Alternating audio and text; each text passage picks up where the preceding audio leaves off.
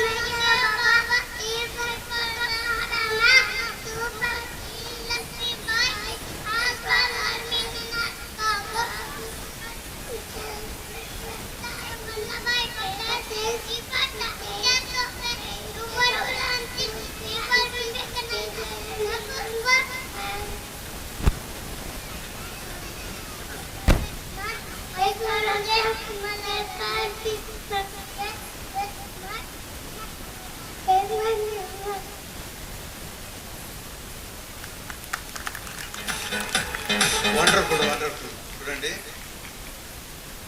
భారతదేశంలో స్వాతంత్ర సమర యోధులు ఒక 10 మంది పేరు చెప్పయ్యా బాబు అంటే అసలు తడబడుతుంది.